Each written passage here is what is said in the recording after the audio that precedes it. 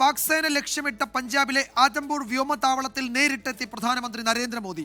വ്യോമസേന അംഗങ്ങളുമായി അദ്ദേഹം കൂടിക്കാഴ്ച നടത്തി. ദൃശ്യങ്ങളിലേക്ക് ആദ്യം. ഭാരത് മാതാ കി, ഭാരത് മാതാ കി, ഭാരത് മാതാ കി.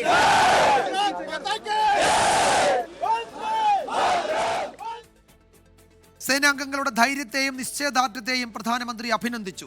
സൈന്യത്തിന്റെ പ്രവർത്തനത്തിൽ രാജ്യം കടപ്പെട്ടിരിക്കുന്നുവെന്ന് പ്രധാനമന്ത്രി പറഞ്ഞു. ശ്രീനാഥ് ചന്ദ്രനാണ് വിശദാംശങ്ങളുമായി ചേരുന്നത്. ശ്രീനാഥ്, രണ്ട് തരത്തിലാണ്. ഒന്ന്, പാകിസ്ഥാൻ ലക്ഷ്യമിട്ടു, അവർ എന്തൊക്കെയോ ചെയ്തു എന്ന് വലിയ വീരവാദം മുഴക്കുന്ന ഒരു വ്യോമതാവളമാണ് ആദംപൂർ. അവിടെയാണ് പ്രധാനമന്ത്രി നേരിട്ടെത്തി അവിടുത്തെ സൈനികരെ അല്ലെങ്കിൽ വ്യോമസേനാംഗങ്ങളെ കണ്ട് അവരുമായി സംസാരിച്ചത്.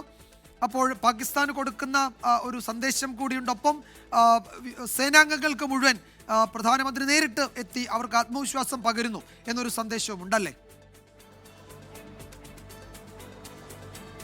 തീർച്ചയായും വിജയകുമാർ, നമ്മുടെ സേനാ വിഭാഗങ്ങളെല്ലാം തന്നെ ഈ ഒരു സമയത്ത് പാകിസ്ഥാനുമായി കടുത്ത ഏറ്റുമുട്ടൽ നടക്കുന്ന സമയത്ത് അവർ നൽകിയ സ്നേഹത്തിന്, അവർ നൽകിയ കരുതലിന് രാജ്യം നൽകുന്ന സ്നേഹമാണ്, ആദരവാണ്. പ്രധാനമന്ത്രി നേരിട്ട് തന്നെ അത്തരമൊരു എയർബേസിലേക്ക് എത്തുമ്പോൾ വ്യോമസേന പ്രത്യേകിച്ച് ഈ ഏറ്റുമുട്ടലിൽ നിർണായകമായ ഒരു പങ്ക് വഹിച്ചിട്ടുണ്ട്. പാകിസ്ഥാന്റെ വ്യോമതാവളങ്ങളും മറ്റും തകർക്കുന്നതിൽ, അവരുടെ റഡാർ സംവിധാനങ്ങളും മറ്റും വെട്ടിച്ച് ആ സംവിധാനങ്ങളെ പോലും തകർക്കുന്ന തരത്തിൽ ഇന്ത്യൻ സേനയ്ക്ക് പ്രവർത്തിക്കാൻ കഴിഞ്ഞതിൽ വ്യോമസേനയുടെ പങ്ക് വളരെ പ്രധാനപ്പെട്ടതാണ്. ആകാശത്ത് നിന്ന് തൊടുക്കാവുന്ന എയർ ടു സർഫേസ് മിസൈലുകളാണ് യഥാർത്ഥത്തിൽ പാകിസ്ഥാന്റെ പല കണക്കുകൂട്ടലുകളും തെറ്റിച്ച് വലിയ നാശം അവർക്ക് ഉണ്ടാക്കിയത്. അങ്ങനെ പ്രവർത്തിച്ച വ്യോമസേനാ താവളങ്ങളിൽ ഒന്നിലേക്കാണ് ഇപ്പോൾ പ്രധാനമന്ത്രി നരേന്ദ്രമോദി അപ്രതീക്ഷിതമായ എങ്കിൽ പോലും അദ്ദേഹം എത്തുന്നത്. ഇങ്ങനെയൊരു സന്ദർശനത്തെക്കുറിച്ച് നേരത്തെ വിവരമുണ്ടായിരുന്നില്ല. ഇന്ന് രാവിലെ അദ്ദേഹം അവിടേക്ക് എത്തുകയും ചെയ്തു. സേനാംഗങ്ങളോടൊപ്പം നിന്ന് അദ്ദേഹം മുദ്രാവാക്യം വിളിക്കുന്നതും ഭാരത് മാതാ കി ജയ് വിളിക്കുന്നതും നമ്മളിപ്പോൾ ദൃശ്യങ്ങളിൽ കണ്ടതാണ്.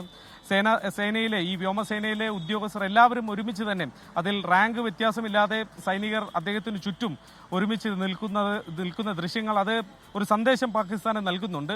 നമ്മുടെ രാജ്യത്തെ കാത്തുസൂക്ഷിച്ച, സംരക്ഷിച്ച് നിർത്തുന്ന സേനയ്ക്കൊപ്പം നമ്മുടെ രാജ്യം ഉറച്ചു നിൽക്കുന്നു, ഞങ്ങളുടെ ജനങ്ങളെല്ലാവരും ഉറച്ചു നിൽക്കുന്നു എന്നതാണ് ജനങ്ങളുടെ പ്രതിനിധി കൂടിയായ പ്രധാനമന്ത്രി എത്തുമ്പോൾ വായിക്കേണ്ടത്. രണ്ടാമത്തേത്, നേരത്തെ പാകിസ്ഥാൻ ഇന്ത്യയിൽ ആക്രമിക്കാൻ പദ്ധതിയിട്ട വ്യോമത്താവളങ്ങളിൽ 4 എണ്ണത്തിൽ പ്രധാനപ്പെട്ട ഒന്നാണ് ഈ ഒരു ആദംപൂരിലെ വ്യോമത്താവളം. അവിടെ നാശനഷ്ടങ്ങൾ ഉണ്ടാക്കി എന്നുള്ള ഒരു അവകാശവാദം പാകിസ്ഥാൻ നടത്തിയതുമാണ്. പക്ഷേ ഏതെങ്കിലും ഒരു തെളിവ് പാകിസ്ഥാന് പുറത്തുവിടാൻ കഴിഞ്ഞിട്ടില്ല. മറുവശത്താവട്ടെ ഇന്ത്യ പാകിസ്ഥാനിൽ നടത്തിയ ആക്രമണത്തിന്റെ ഓരോ തെളിവും ദൃശ്യങ്ങൾ സഹിതം ഇന്ത്യ പുറത്തുവിട്ടതുമാണ്. അതുകൊണ്ട് അത്തരമൊരു ഇടത്തേക്ക് പ്രധാനമന്ത്രി എത്തുമ്പോൾ അവിടെ യാതൊന്നും തന്നെ ഇന്ത്യക്ക് നഷ്ടമായിട്ടില്ല, ഒരു നാശനഷ്ടം സംഭവിച്ചിട്ടില്ല എന്നൊരു സന്ദേശം കൂടി പാകിസ്ഥാന് നൽകുന്നുണ്ട് വിജയകുമാർ.